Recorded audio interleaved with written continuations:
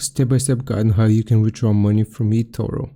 Here's what you want to do. You want to open up Etoro, either use the app or website, and log into your account.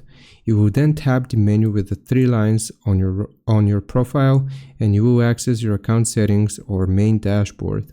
There you will see a button that says withdraw funds. You will look for withdraw funds in the menu or under the portfolio section. Next, you will have to enter the amount, type in how much you want to withdraw, and choose your withdrawal method.